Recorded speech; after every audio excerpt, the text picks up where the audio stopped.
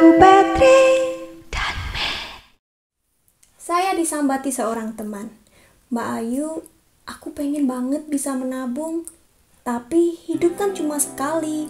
Aku juga pengen menikmati hidup. Nah, di video kali ini saya akan berbagi 20 tips agar kita bisa berhemat yang akan membuat lebih banyak uang kita yang bisa kita tabung. Sebenarnya tujuan menabung adalah karena kita hidup cuma sekali itu tadi. Harapannya di saat kita pensiun, kita tidak usah lagi susah-susah bekerja, hanya tinggal menikmati duit yang sudah kita kumpulkan ketika kita masih muda. Dan semua itu sebenarnya tergantung dengan keinginan kita, harapan kita. Kadang-kadang kita harus mikir, di mana kita ingin berada 20 tahun ke depan. Apakah kita hanya cukup bersandar pada uang pensiunan yang diberikan oleh pemerintah? Ataukah kita ingin jadi jutawan? Kayaknya sekarang semua orang di Indonesia adalah jutawan ya.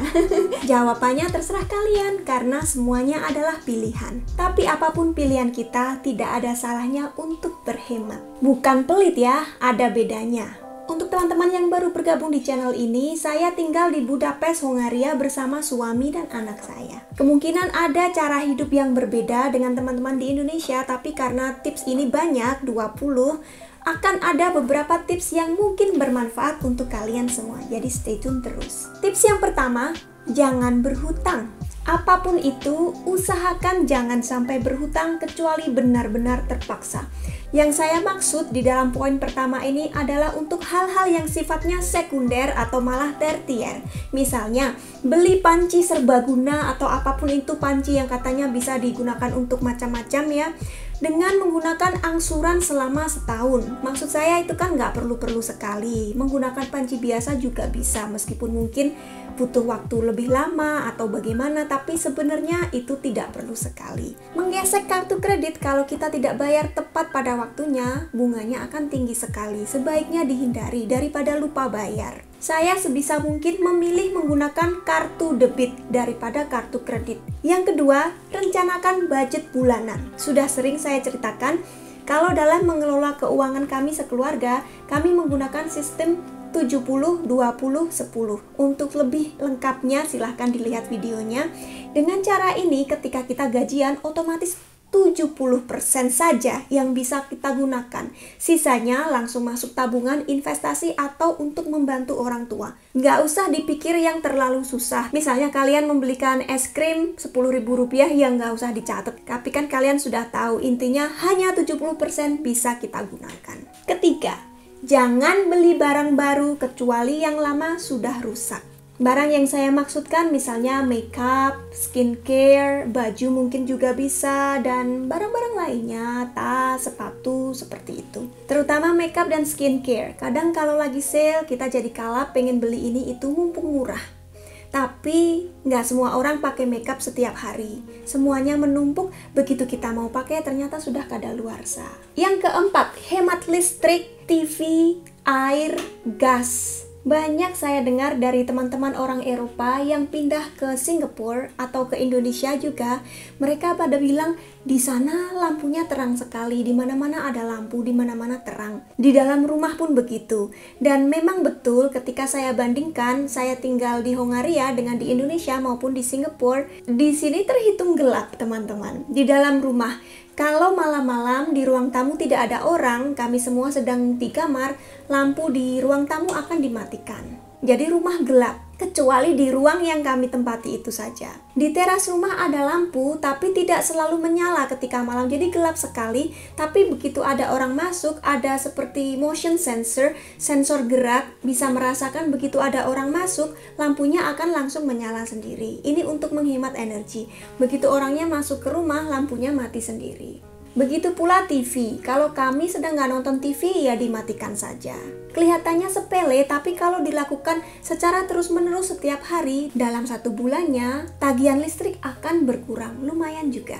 Yang kelima, simpan bahan makanan di freezer ataupun kulkas. Kadang kita biarkan saja roti di luar sampai jamuran, dan ketika sudah jamuran kita buang. Ada baiknya ketika kita lihat roti sudah tidak ada yang menyentuh, masukkan ke freezer.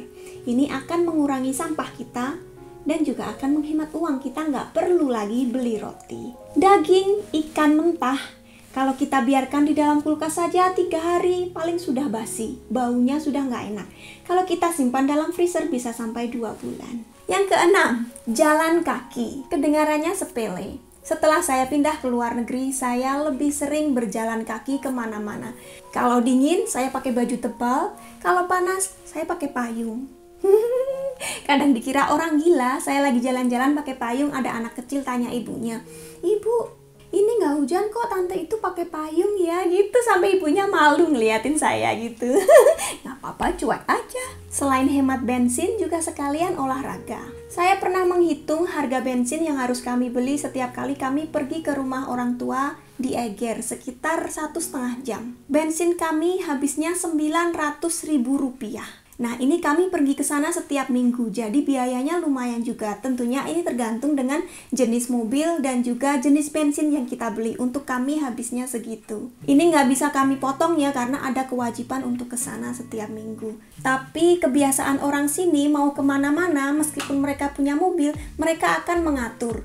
Apakah perlu pakai mobil? Bisa nggak kita jalan aja? Atau lebih murah pakai transportasi umum? Hal-hal seperti itu mereka tetap memikirkan. Jadi begitulah, kalau cuma jalan kaki 5 km dalam sehari kami sudah biasa, termasuk juga med. Nomor 7, liburan gratis atau mungkin hemat. Kadang-kadang untuk hiburan kami juga perlu jalan-jalan karena sumpek kalau di rumah terus. Tapi liburan itu kan nggak berarti kita harus keluar negeri, nggak berarti kita harus menghabiskan banyak uang. Di sekeliling tempat kita, kalau kita jeli melihat, pasti ada banyak tempat wisata, tempat jalan-jalan yang tidak membutuhkan biaya banyak. Kalau di Budapest, tempat-tempat seperti Istana Raja, Gedung Parlemen, ini tempat-tempat wisata yang paling terkenal di sini ya teman-teman.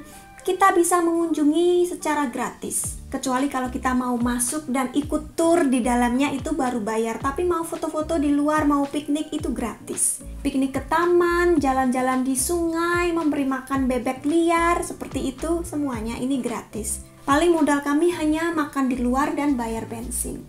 Kalau kalian masih ingin lebih ngirit lagi, ya bisa bawa makanan bungkus dari rumah. Tips ke-8, sebelum belanja, catat daftar belanjaan dan jangan dilanggar.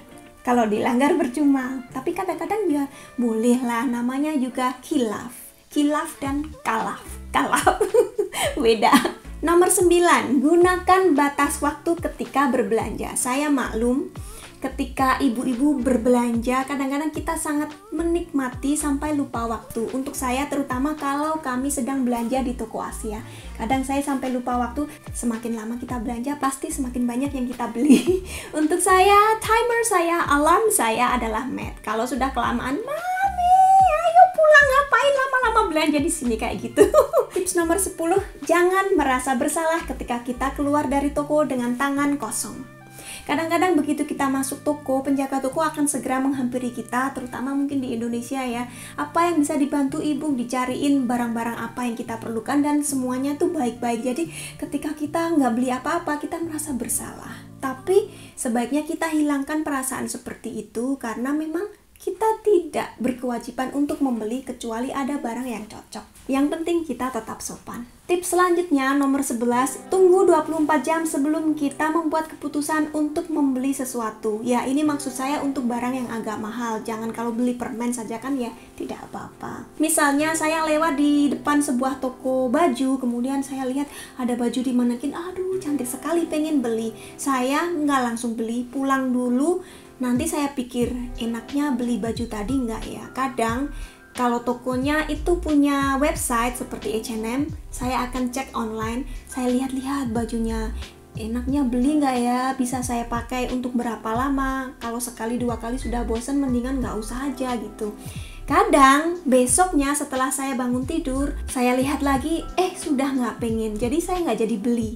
Bisa menghemat duit beberapa ratus ribu karena nggak jadi beli baju ini tadi. Tips selanjutnya, bungkus makanan ketika makan di luar. Ini saya kurang tahu apakah sudah biasa di Indonesia atau enggak, tapi kalau dari keluarga saya sendiri dulu waktu di Indonesia, Kalau kami makan di restoran, kadang-kadang porsinya terlalu banyak, ibu saya akan minta sisanya untuk dibungkus dibawa pulang.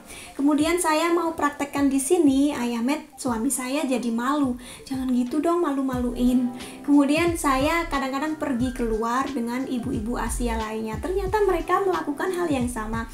Jadi akhirnya Ayah Matt tahu, oh memang orang Asia budayanya seperti itu. Daripada mubazir, kalau dibiarkan di situ kan nggak ada yang makan, dibuang.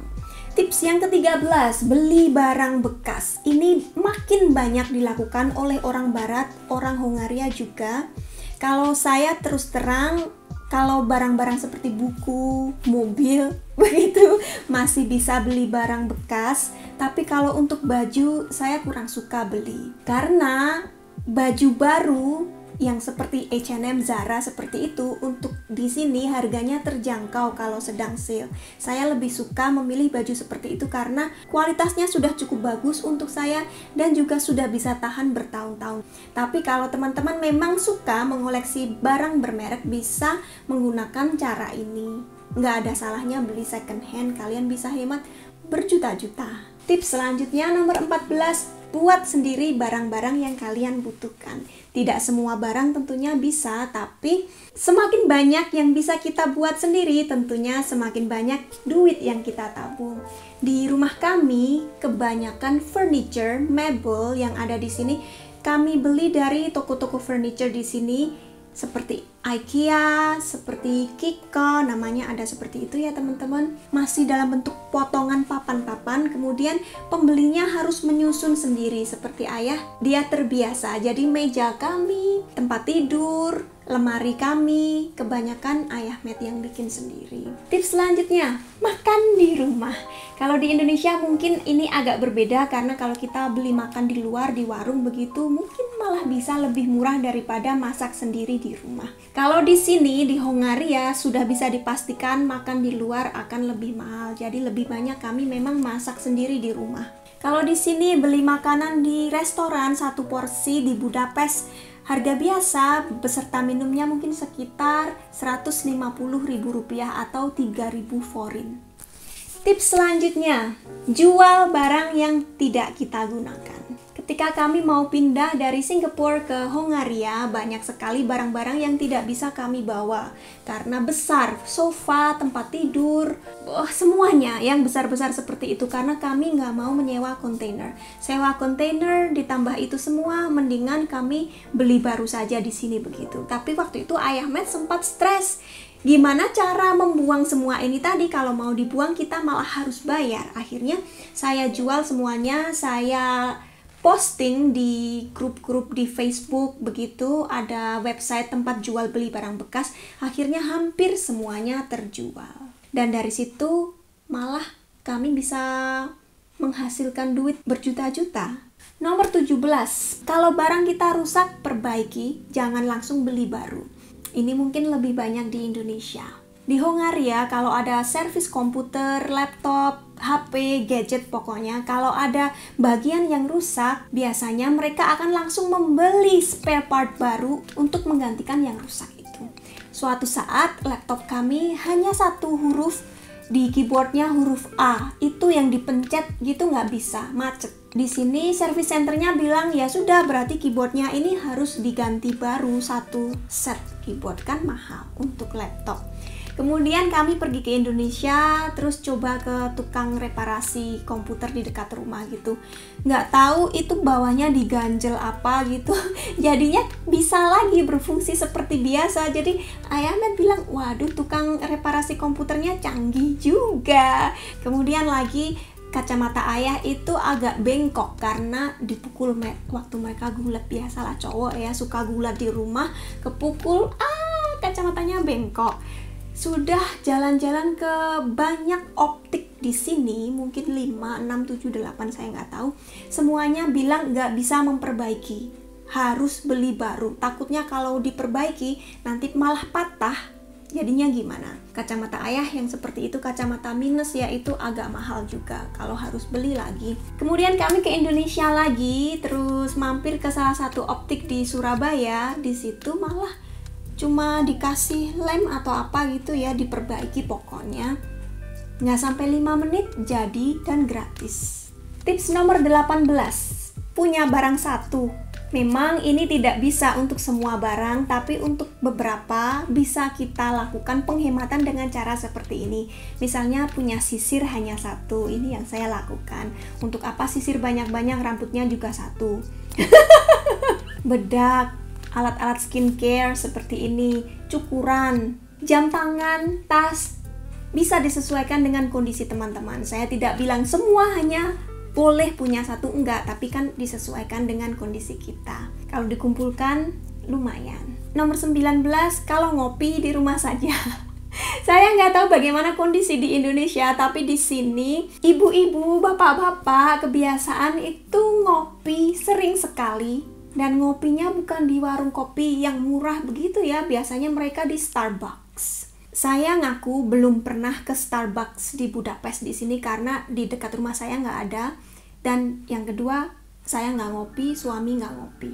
Dulu waktu tinggal di Singapura, saya juga hampir setiap hari ke Starbucks karena kebetulan setelah saya ngedrop med di TK bersama ibu-ibu yang lain sosialisasi begitu ya, mereka pada ngopi di Starbucks. Kalau saya mau masuk ke grup mereka, tentunya saya juga kadang-kadang harus ikut. Dan kalau saya hitung-hitung, teh 1 gelas waktu itu ya sekitar 6 Singapore dollar, jadi sekitar 60.000 rupiah. Itu tiap hari, dan sekolah 5 hari dalam seminggu. Dalam sebulan ya lumayan juga. Kalau ngopi di rumah saja, paling beli Nescafe seperti itu jauh lebih murah. Moral yang bisa diambil dari hal itu untuk saya, kita harus bisa lebih membatasi diri sendiri sejauh mana kemampuan kita. Menyenangkan orang boleh sekali-sekali, tapi jangan memaksa diri sendiri. Tips ke-20 yang terakhir untuk bisa lebih hemat, tapi tidak merasa kesulitan, ya kita harus menaikkan pendapatan kita. Mungkin kadang kenaikan gaji itu nggak seberapa. Taruhlah misalnya per jamnya kita ditambah 5.000 rupiah. Dalam sehari kita kerja selama 8 jam. Berarti dalam sebulan taruhlah kita kerja 20 hari. Berarti 160 jam. Kalau kenaikan gaji kita 5.000 rupiah, 5.000 kali 160 itu sudah 800.000 rupiah. Awalnya hanya 5.000 rupiah per jam. Lumayan kan? Di luar dunia kantor, mungkin teman-teman bisa menambah pendapatan dengan melakukan pekerjaan part-time, pekerjaan paruh waktu. Apa saja ya? Mungkin ini bisa kita obrolkan di lain waktu. Untuk video kali ini saya sudahi sampai segini saja dulu. Semoga bermanfaat. Terima kasih sudah menonton dan sampai ketemu di video berikutnya. Bye-bye.